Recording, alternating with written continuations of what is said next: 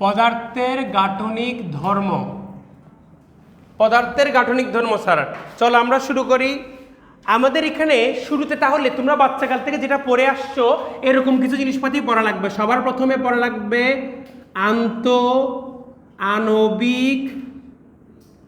আন্তঃআণবিক দূরত্ব। আন্তঃআণবিক বল, আন্তঃআণবিক দূরত্ব, আন্তঃআণবিক বল, তারপরে আর কি আছে তোমাদের আন্তঃআণবিক দূরত্ব বলের সাথে সাথে আণবিক শক্তি নামে কিছু জিনিসপাতি আছে। এগুলো নিয়ে তারপর পদার্থের অবস্থা,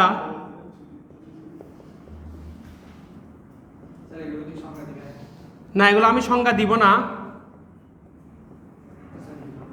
কঠিন, হ্যাঁ, তরল,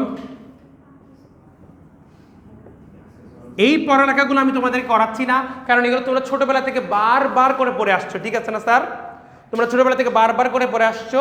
তারপরে যদি কারো কোনো সমস্যা হয় আমাকে জিজ্ঞেস করবা, আমি প্রয়োজন লাগলে এটা ছোটখাটো একটা ভিডিও তোমাদেরকে বলে দিব স্যার কি কি বলা লাগে। আন্তঃআণবিক দূরত্ব, আন্তঃআণবিক বল, আণবিক শক্তি, এইগুলা বিবেচনা করে পদার্থের তিনটা অবস্থা কিভাবে কি হয় সেটা একটু তোমাদেরকে দেখা লাগবে, কারণ এইটা আমাদের এই চ্যাপ্টারের মূল আলোচনা বিষয় না। এটা হচ্ছে এই চ্যাপ্টারের একটা বেসিক জিনিস, যেইটা তুমি জানলে চ্যাপ্টারের পড়ালেখাগুলো আমাদের জন্য সহজ হবে। বুঝতে পারছো নাকি পারো নাই? ওকে, এবারে এদের মধ্যে যে বন্ধনগুলো কাজ করে, এটা কেমিস্ট্রিতে তোমরা বিভিন্ন ধরনের বন্ধনের কথা পড়ছো। কি বন্ধন স্যার? আমাদের কেমিস্ট্রিতে বলা আছে তোমার না সিগমা পাই না, তোমাদের অণুগুলোর ভিতরে অণুর ভিতরে বা পরমাণু লেভেলে যে বন্ধনগুলো আছে, সমযোজী বন্ধন, আয়নিক বন্ধন, ধাতব বন্ধন, ঠিক আছে স্যার? আবার অণুর সাথে অণুর মধ্যে ভ্যান ডার ওয়ালস বন্ধন, এরকম কিছু বন্ধন নিয়ে আলাপ আলোচনাগুলা করছে। এই আলোচনাগুলা তোমাদের বইতেও আছে, দেখে নিতে পারো। তোমরা কেমিস্ট্রিতেও বারবার করে পড়ছো, ঠিক না স্যার? কেমিস্ট্রিতে 9, 10-এও পড়ছো, ইন্টারভিউতেও পড়ছো। তাই আমরা ওই সকল আলোচনায় যাচ্ছি না, শুধু এটুকু বলবো যে তোমরা আন্তঃআণবিক দূরত্ব সবচেয়ে কম কঠিন পদার্থে, তারপরে তরল একটু বেশি বা গ্যাসীয়তা আর একটু বেশি, আন্তঃআণবিক বল কঠিনে সবচেয়ে বেশি হয়, তরলে বলটা কমে যায়, গ্যাসীয়তে আরও কমে যায়, তাই তো দূরত্ব বাড়তে থাকে আস্তে আস্তে। বল কমতে থাকে তাই দূরত্ব বাড়তে থাকে। আণবিক শক্তি তোমার আস্তে আস্তে বাড়তে থাকে, তাই তো এই আণবিক শক্তিটা গতিশক্তি হিসেবে রূপ লাভ করে। গ্যাসীয় পদার্থের ক্ষেত্রে ছোটাছুটি করে, কেন? তার আণবিক শক্তিটা বেশি। বুঝছো? তো এই আলোচনাগুলো আমরা এক পাশে রেখে দিব, এগুলো নিয়ে আপনারা পড়ালেখা করবেন। অবশ্যই আপনাদের এটা পড়তে হবে, ঠিক আছে স্যার? অবশ্যই আপনাদের এটাকে পড়তে হবে। আমরা যেই টপিক দিয়ে স্টার্ট করব সেটা হচ্ছে কঠিন পদার্থের একটা ধর্ম, ঠিক আছে? এটা আমরা বন্ধ করতেছি, মুছে দিচ্ছি, ঠিক আছে স্যার?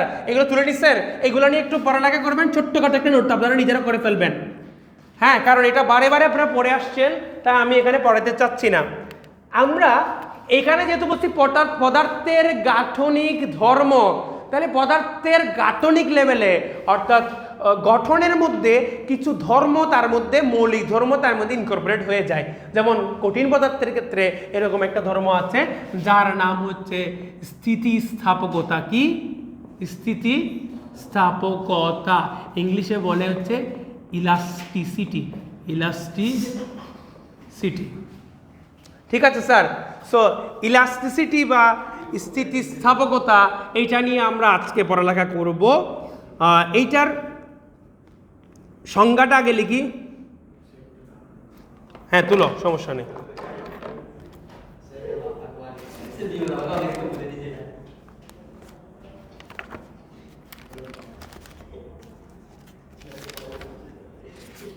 করো।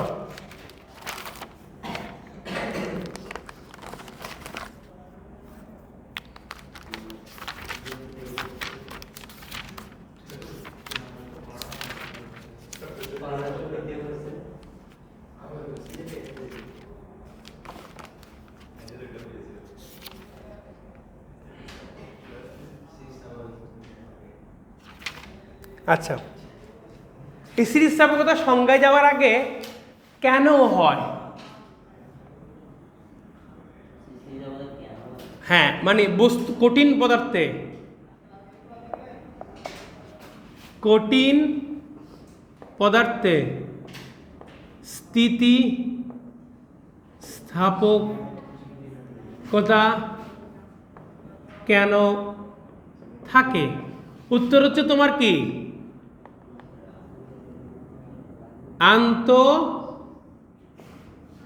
আণবিক বলের জন্য। ব্যাখ্যাটা এবার শোনো, তোমাদের বইগুলো তো স্থিতিস্থাপকতার সাথে আন্তঃআণবিক বলের একটা সম্পর্ক করছে, এটাই আমরা একটু বুঝতে হবে।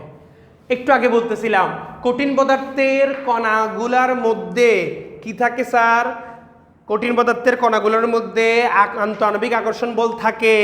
এই আন্তঃআণবিক আকর্ষণ বল কারণে অণুগুলোর মধ্যে সামঞ্জস্য বজায় থাকে, এরা একটা নির্দিষ্ট দূরত্বে থাকে। নির্দিষ্ট দূরত্বটাকে বলছিলাম আন্তঃআণবিক দূরত্ব। এইবার কখনো যদি দুইটা অণুর মাঝখানে আন্তঃআণবিক দূরত্ব আমরা বাড়াই দিই, তাহলে আন্তঃআণবিক আকর্ষণ বলটা আবার তাকে ফেরত নিয়ে আসবে। এই যে বাড়াই দেওয়ার পরেও ফেরত নিয়ে আসতেছে, এইটা কিন্তু তোমার স্থিতিস্থাপকতার বিষয়। যেমন আমার এখানে কারো কাছে টাকার রাবার বা কিছু আছে, আচ্ছা টাকার রাবার লাগবে না, এই যে আমাদের কলমের এটা দেখো, আমি এটাকে বাঁকাচ্ছি, এই দেখো আমি এটাকে বাঁকাচ্ছি, এটাকে বাঁকানোর পরে এই যে কলমের এটাকে বাঁকানোর পরে এটা আবার পেছনে ফেরত যাচ্ছে। এটা কেন ফেরত যাচ্ছে? যখন বাঁকাচ্ছিলাম, বাঁকানোর সময় তার উপরের এদিকে এই যে দেখো বাঁকানোর সময় উপরের অংশটা খেয়াল করো, উপরের অংশটা লম্বা হয়ে যাচ্ছে না স্যার? উপরের অংশটা লম্বা হয়ে যাওয়ার কারণে ওইখানের মধ্যে বিভিন্ন অণুর মধ্যে দূরত্বগুলো বেড়ে যাচ্ছে। অণুগুলোর মধ্যে যখন দূরত্ব বেড়ে যায়, তারা আকর্ষণ করে আবার ফেরত আসতে চায়। যখন ফেরত চলে আসে, পদার্থটা আবার আগের অবস্থায় ফেরত চলে আসে। স্থিতিস্থাপকতার মানিতে কিন্তু এটাই। Very good. স্প্রিং এর মধ্যে সেম কাহিনীটা হয়। স্প্রিং এর মধ্যে যখন লম্বা করে টানো, স্প্রিং এর কণাগুলো একটা থেকে দূরে সরে যায়। যখন তুমি ছেড়ে দাও, তখন কণাগুলো আবার কাছাকাছি এসে তাদের মধ্যে যে আন্তঃআণবিক দূরত্বটা আছে সেটা বজায় রাখে। কিসের মাধ্যমে কাছে আসে? আন্তঃআণবিক আকর্ষণ বলের মাধ্যমে কাছে আসে। বুঝতে পারছো? তো এক এক পদার্থের অণুগুলোর মাঝখানে আন্তঃআণবিক আকর্ষণ বলটা এক এক রকম, তাই পদার্থ অনুসারে এটা ভিন্ন ভিন্ন পেতে পারি আমরা। বুঝতে পারছো স্যার? সো এক একটা পদার্থের এক এক রকম স্থিতিস্থাপকতা থাকে। যেমন ধরো যে স্থিতিস্থাপকতার রড, তোমরা বাড়ি বানানোর যে ইস্পাত রড দেখছো না স্যার? হ্যাঁ, সো ইস্পাত রড আছে, রাবার আছে, এই দুইটার মধ্যে কে বেশি স্থিতিস্থাপক? রাবার বেশি স্থিতিস্থাপক। আমরা কিন্তু এই চ্যাপ্টারের মধ্যে সে দেখবো, একটা প্রশ্ন আছে কিন্তু ইস্পাত এবং রাবারের মধ্যে কে বেশি স্থিতিস্থাপক সেই ব্যাখ্যাটা আমরা দেখবো। তাই যে রড বেশি স্থিতিস্থাপক। আচ্ছা, দুইটা বললা, আমরা আনসার দেখব, উত্তর কিন্তু আসলে রডটা বেশি স্থিতিস্থাপক। কেন সেই ব্যাখ্যাটা আমরা পরে পড়বো, ঠিক আছে? এবার আসো গল্পে আমরা পরে যাই, আমরা মূল পড়ায় চলে আসি। তাহলে কঠিন পদার্থের স্থিতিস্থাপকতার কারণটা কোন জায়গায়? আন্তঃআণবিক যে আকর্ষণ বলটা আছে, আন্তঃআণবিক আকর্ষণ বলের উপস্থিতির কারণে এটা হয়, নাম্বার 1। নাম্বার 2 হইল এটা কিভাবে কাজ করে সেটা আমরা বলে ফেলছি। এবার আসো স্থিতিস্থাপকতা জিনিসটা কি সেটার আমরা সংজ্ঞাটা লিখি। লিখো স্যার। বস্তুর উপর প্রযুক্ত বলের ক্রিয়ায়, বস্তুর উপর প্রযুক্ত বলের ক্রিয়ায়, বস্তুর উপর প্রযুক্ত বলের ক্রিয়ায় তার আকার বা আয়তন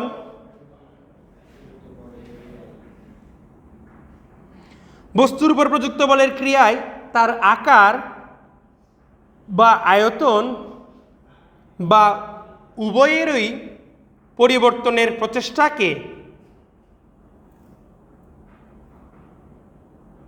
মানে আকার বা আয়তন বা উভয়টাকেই আমরা যখন পরিবর্তন করে নিব, পরিবর্তনের প্রচেষ্টাকে পদার্থের যে ধর্ম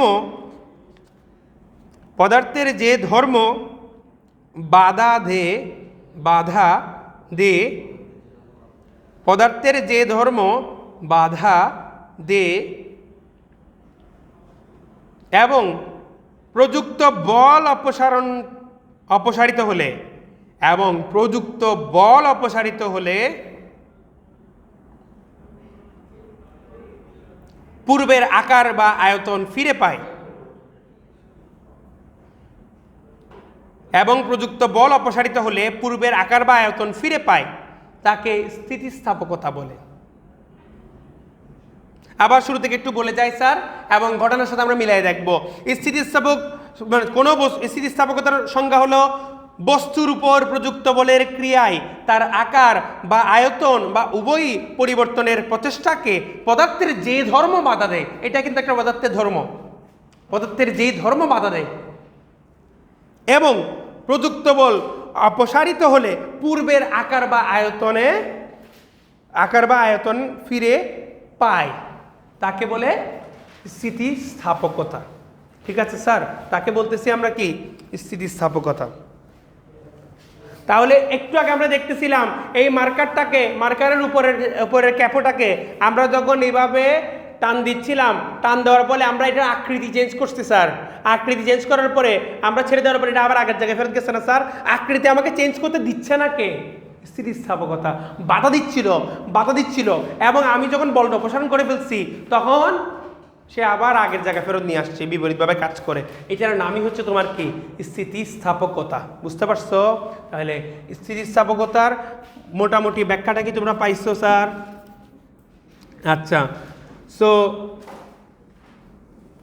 একটা বস্তু স্থিতিস্থাপকতার বিবেচনায়, কোনো বস্তু স্থিতিস্থাপকতার বিবেচনায় বস্তু 4 ভাগে বিভক্ত। লিখো, স্থিতিস্থাপকতার বিবেচনায় বস্তু 4 ভাগে বিভক্ত।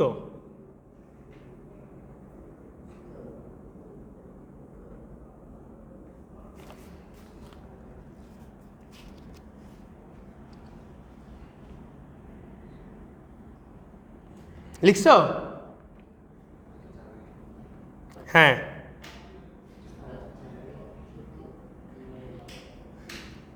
হ্যাঁ, 4 ভাগে বিভক্ত। 1 নম্বরে লিখো স্যার, 1 নম্বরে লিখো পূর্ণ স্থিতিস্থাপক বস্তু। 4 ভাগে বিভক্ত, আমি এখানে লিখি স্যার।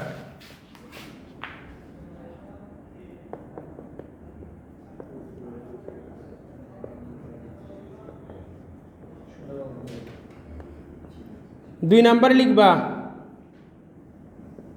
আংশিক স্থিতিস্থাপক বস্তু। এরপরে লিখবা পূর্ণ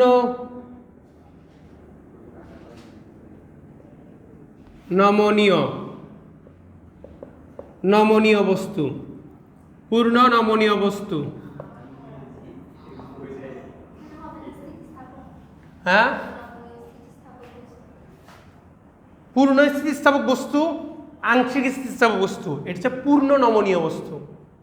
একটু পরে বুঝাই দিচ্ছি জিনিসটা কি, বুঝাই দিব, টেনশন নেই। আর এরপরে আরেকটা হচ্ছে তোমার পূর্ণ দৃঢ় বস্তু। পূর্ণ দৃঢ় বস্তু, এগুলা কেন, কিভাবে, কি, সবই বুঝাই দিব, কোনো টেনশন নিও না স্যার। ঠিক আছে স্যার? তো এই 4টা শব্দ পড়ার আগে আমাদেরকে কিছু শব্দ একটু বুঝতে হবে। ঠিক আছে স্যার?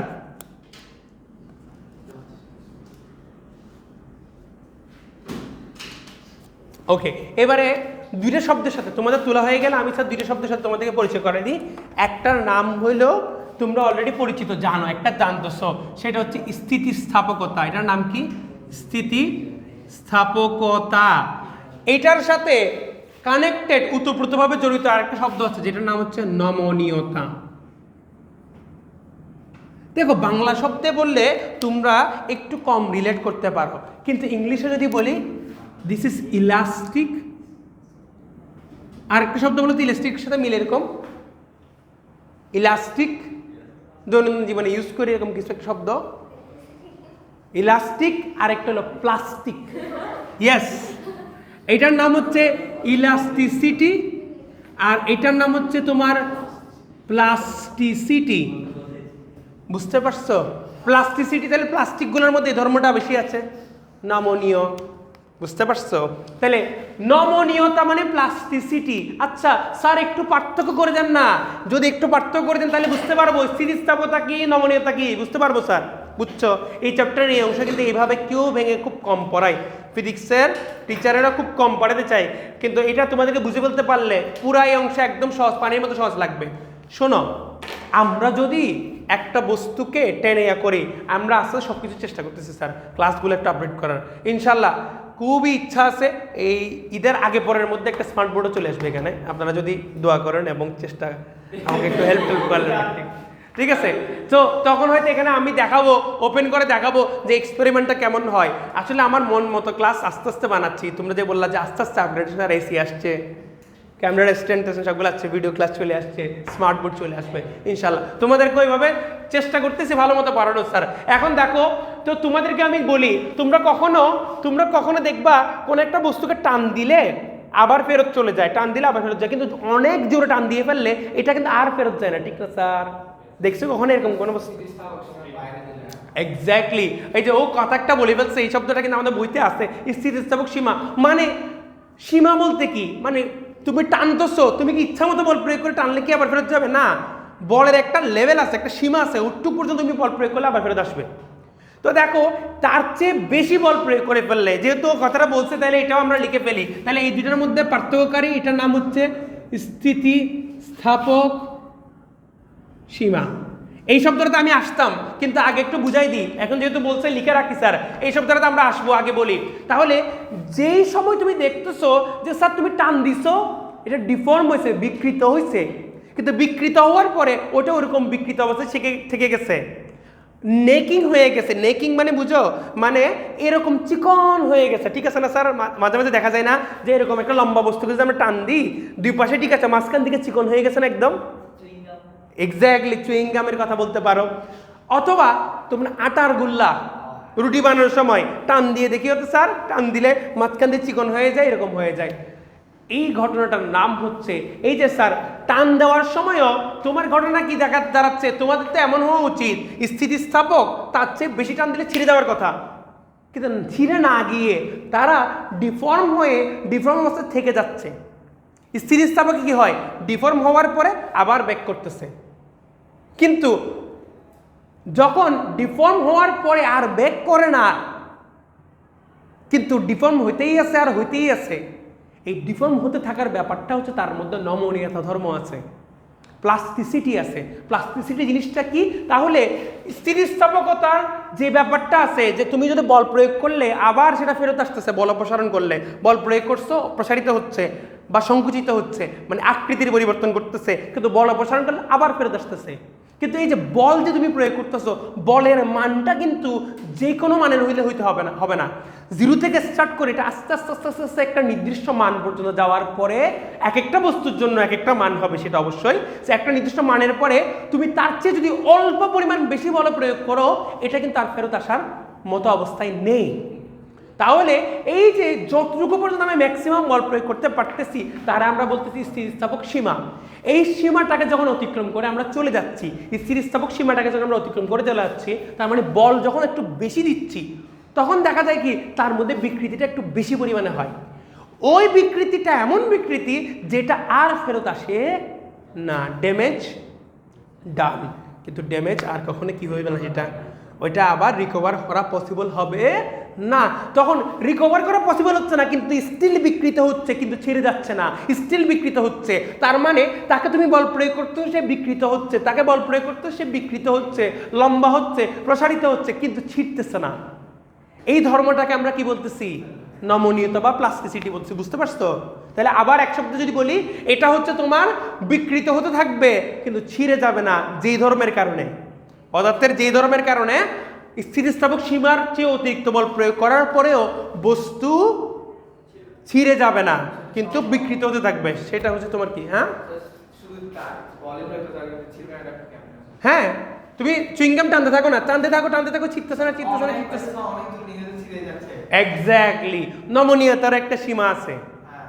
বস্তুকে তুমি টানতে এমন একটা অবস্থায় নিয়ে গেলা, আর সে কি করতে পারতেছে না, এমন করে না, আর সে প্রসারিত হইতে পারতেছে না, তখন কি হয়ে যাবে? তখন ছিঁড়ে যাবে।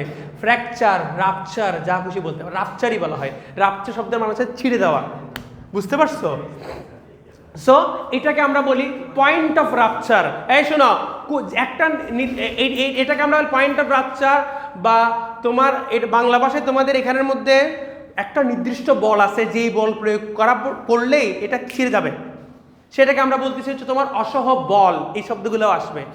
অসহ বল, সহনীয়র মাত্রা যখন চলে গেছে তখন সেটার নাম হচ্ছে কি? অসহ বল। তার মানে বলের মাত্রাটা বাড়তে বাড়তে বাড়তে বাড়তে যখন অসহ বলের মধ্যে চলে যাবে তখন তার সেটা সহ্য করতে পারতেছে না, তখন সেটা কি হয়ে যাবে? ছিঁড়ে যাবে। এবারে আসো স্যার, তাহলে তোমরা কি স্থিতিস্থাপকতা, এই বলছি নিজেদের মতো কথা কখনোই বলবে না। তোমাদেরকে বললাম কি স্থিতিস্থাপকতা জিনিসটা কি বুঝছো? নমনীয়তা কি বুঝতে পারছো? স্থিতিস্থাপকতা নমনীয়তা যদি বুঝো তাহলে এই চারটা শব্দ তোমাদেরকে আমার বোঝানো একদম সহজ হয়ে গেছে। এখন পূর্ণ স্থিতিস্থাপক বস্তু, এটা আবার কি? পূর্ণ স্থিতিস্থাপক বস্তু হচ্ছে কি? এটা হলো এমন একটা বস্তু যারা তুমি টানলে সবসময় স্থিতিস্থাপক থাকে, কিন্তু স্থিতিস্থাপক সীমানার পরে আমরা জানি কি স্থিতিস্থাপকতা পার করে ফেলার পরে তারপরে কি নমনীয়তা প্রদর্শন করে না? প্রত্যেকটা পদার্থের কিন্তু সিস্টেমটা এরকম, প্রথমে স্থিতিস্থাপকতা দিবে, সেই সীমানা পার করলে বললাম না নমনীয়তা প্রদর্শন করে, কিন্তু সে নমনীয়তা প্রদর্শন করে না। সেই স্থিতিস্থাপক তারপরে বেশি করলে ছিঁড়ে যাবে। টাকার রাবার দেখিও, তুমি বেশি টান দিলে ঠাস করে ছিঁড়ে গেছে। তো নমনীয়তা নাই তার মধ্যে, বুঝতে পারছো? জোরে টান দিছো ছিঁড়ে গেছে, কিন্তু অনেক জোরে টান দিয়ে ছেড়ে দিলে কিন্তু স্থিতিস্থাপকই থেকে যায়। ঠিক আছে স্যার? ওকে, শোনো তাহলে এরকম যদিও 100% পূর্ণ স্থিতিস্থাপক বস্তু বলতে আসলে কিছু নয়, টাকার রাবারকে কাছাকাছি বলা যায় আর কি। তো তুমি স্থিতিস্থাপকের চেয়ে বেশি দূরে চলে গেলে কি স্থিতিস্থাপক সীমা পার করলে এটা ছিঁড়ে যাচ্ছে। অর্থাৎ অনেকটা বলতে পারো যে স্থিতিস্থাপক সীমা আর অসহ বলটা সমান সমান হয়ে যায় আর কি, বুঝতে পারছো? তার মানে কোনো ধরনের নমনীয়তা তার মধ্যে নাই, তার মধ্যে শুধু স্থিতিস্থাপকতা আছে, তাই তার নাম কি? পূর্ণ স্থিতিস্থাপক। তার মানে এর মধ্যে কি লিখবো আমরা? এর মধ্যে পাশে একটু হিন্ট লিখবো, সংজ্ঞাগুলো আমরা পরে পরে দেখবো, আগে এটা লিখি। এটাকে বলবো হচ্ছে তোমার স্থিতিস্থাপকতা আছে, স্থিতিস্থাপকতা, নমনীয়তা, নমনীয়তা নেই, স্থিতিস্থাপকতা আছে। ঠিক আছে, স্থিতিস্থাপকতা আছে কিন্তু নমনীয়তা নেই, বুঝছো স্যার? আংশিক স্থিতিস্থাপক, আংশিক স্থিতিস্থাপক মানে কি জানো? কতটুকু পর্যন্ত সেই স্থিতিস্থাপক থাকবে তার চেয়ে বেশি হলে সে নমনীয়তা প্রদর্শন করবে, অর্থাৎ তার মধ্যে স্থিতিস্থাপকতাও আছে নমনীয়তাও আছে, তাহলে দুইটাই আছে। এটার নাম কি স্যার? এখানে স্থিতিস্থাপকতা ও নমনীয়তা উভয়ই থাকে, ঠিক কিনা স্যার? স্থিতিস্থাপকতা আর নমনীয়তা উভয়ই যখন থাকে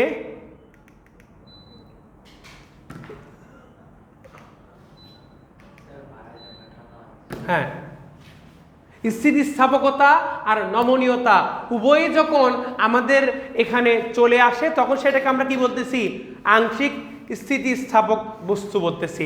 আংশিক স্থিতিস্থাপক মানে হলো সে প্রথমে স্থিতিস্থাপকতা প্রদর্শন করছে, কিন্তু বিকৃতির একটা অংশে গিয়ে তারপরে কি সে দেখাচ্ছে কি নমনীয়তা প্রদর্শন করতেছে, সেখানে তো সে আর স্থিতিস্থাপক না।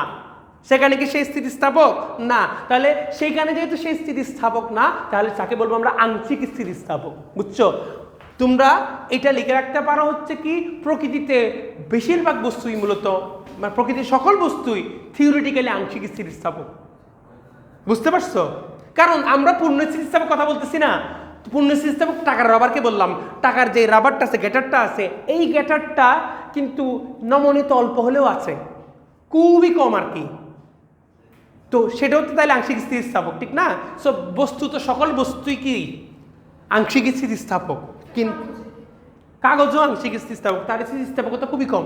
বলতেছি আগে সবগুলো পড়াই ফেলি তারপরে বুঝাই। তারপরে আসো স্যার পূর্ণ নমনীয় বস্তু। পূর্ণ নমনীয় বস্তুর মানে কি? এই নিজেদের মধ্যে কথা একদম বলবা না, বারবার বলি, সামনে ফিরো। রাবার কেমনে পূর্ণ নমনীয়? রাবার নমনীয় মানে কি? তুমি যদি একবার টান দাও সেটা যদি আর ফেরত না যায়, এরকম কি হয়? না। তা পূর্ণ নমনীয় বস্তু, আচ্ছা তোমরা বাচ্চারা স্লাইম দেখছো? স্লাইম, ক্লে, স্লাইম, এগুলা কিন্তু পূর্ণ নমনীয়। কাদা মাটি নিয়ে যারা কাজ করছে তারাও জানো, হ্যাঁ?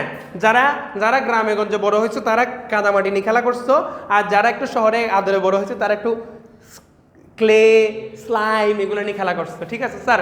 সো এইগুলোকে তোমরা যদি টান দাও তাহলে কি হয়, এটা জাস্ট ডিফর্ম হয়ে যায় আর ফেরত যায় না, ঠিক না স্যার? এরকম ব্যাপার স্যাপারগুলো দেখছি।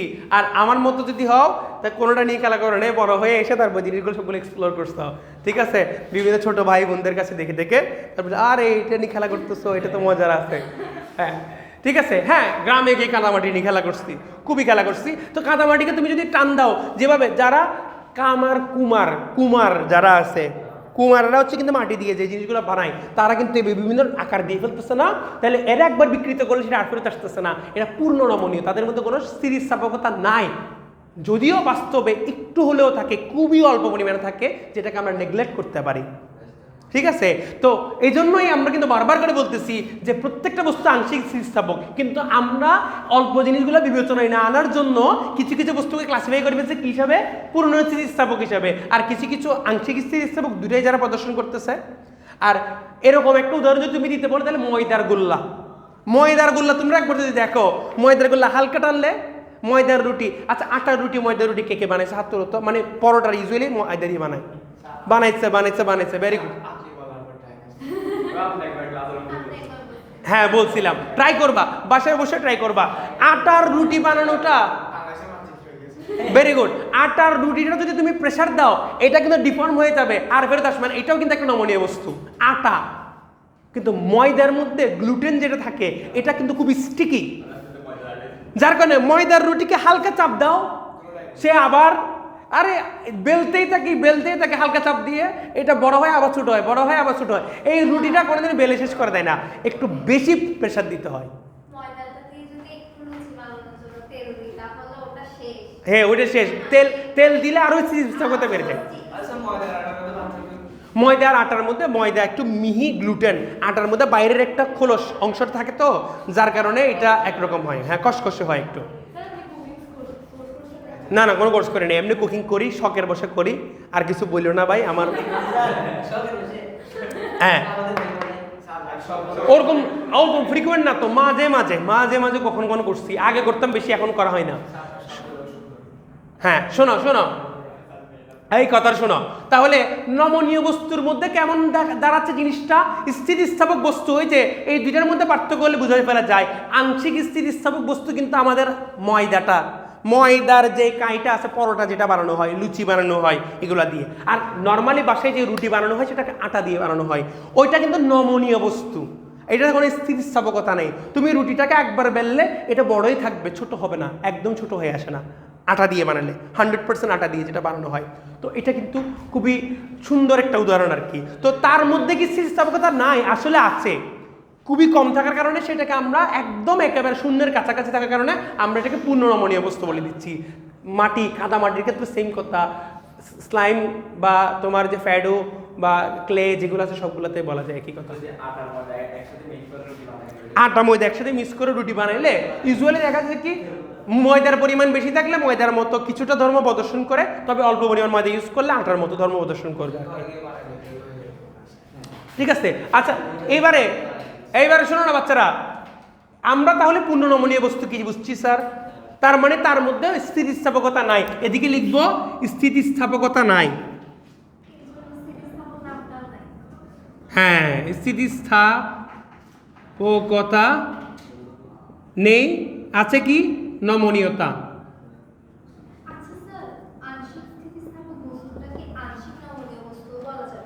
আংশিক নমনীয় বলতে পারো, কিন্তু স্থিতিস্থাপকতার বিবেচনায় শুধু স্থিতিস্থাপকতায় কথাটাই বলি আর কি, বুঝতে পারছো?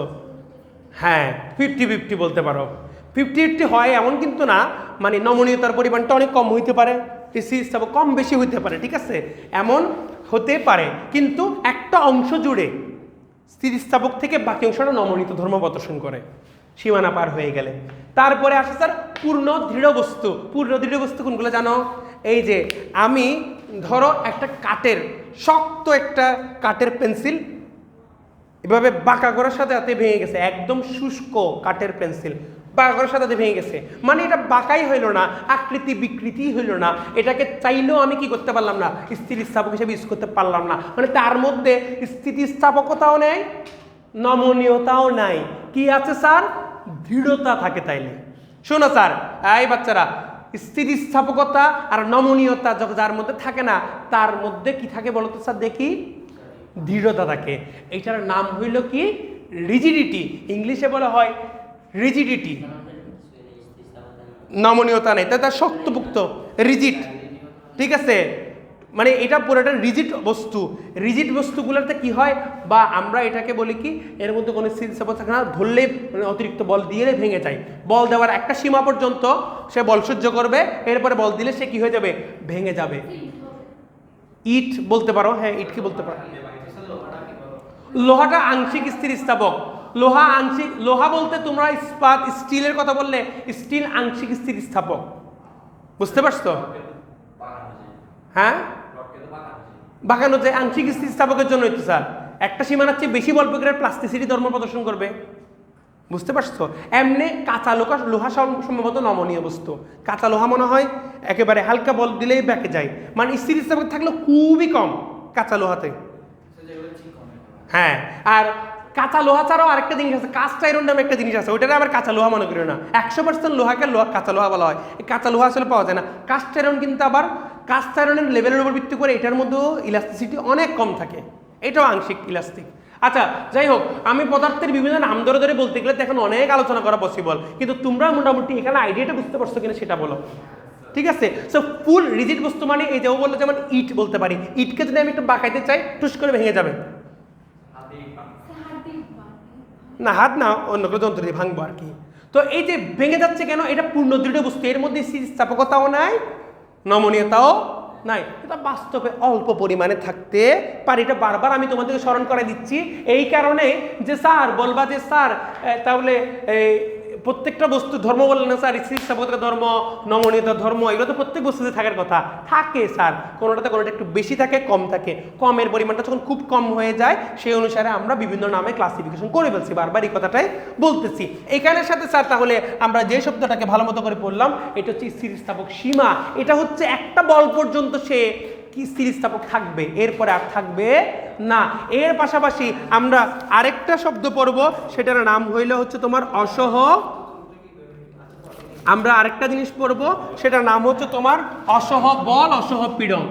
শোনো, আজকে তো তোমাদের জাস্ট বেসিক ক্লাসটা তো স্যার অসহ বল, এইটার সাথে সম্পর্কিত আরেকটা শব্দ আছে অসহ পীড়ন। এগুলো আমরা একটু পরে গিয়ে পড়বো। অসহ বলটা কি স্যার, যেই বল প্রয়োগ করার পরে এটা ছিঁড়ে যায়, ভেঙে যায়, রাপচার হয়ে যায়, ফ্র্যাকচার হয়ে যায়, এটাকে আমরা কি বলতেছি, অসহ বল বলতেছি। পীড়ন জিনিসটা কি পরে পড়বো। তো নেক্সট ক্লাসে তোমাদের কাজ হচ্ছে কি জানো স্যার, নেক্সট ক্লাসে তোমাদের ক্লাস হচ্ছে এগুলো একটু ভালো মতো দেখে আসা। স্যার আমি এগুলোর সংজ্ঞা দিব না, এগুলোর সংজ্ঞাগুলো বইতে আছে, একটু সুন্দর মতো করে সংজ্ঞাগুলো তুলে নিয়ে ফেলবা তোমরা। আমি তোমাদেরকে অলরেডি মুখে বলে ফেলছি, এইগুলো একটু তুলে ফেলবা। স্থিতিস্থাপক সীমা থেকে নেক্সট দিনে স্টার্ট করে আমরা অন্যান্য পড়াগুলো পড়বো। ঠিক আছে স্যার, আশা করি সবাই আমি আজকে যা বলছি বুঝতে পারছো। ঠিক আছে, এই চ্যাপ্টারটা আমাদের এই পোর্শনটা শেষ হলে, এই চ্যাপ্টারটা দুইটা অংশে বিভক্ত। একটা হচ্ছে এই স্থিতিস্থাপকতার অংশটা কঠিন পদার্থের, আরেকটা হচ্ছে তোমার তরল এবং গ্যাসীয়, এই দুইটাকে মিলে একসাথে বলা হয় তোমার কি, প্রবাহী পদার্থ। প্রবাহী পদার্থের বিভিন্ন ধর্ম, সান্দ্রতা আছে, অন্তবেগ, এই সকল জিনিসপাতিগুলো নিয়ে আমরা একটু আলোচনা করবো। ঠিক আছে, সবাই ভালো থাকবে, আল্লাহ হাফেজ।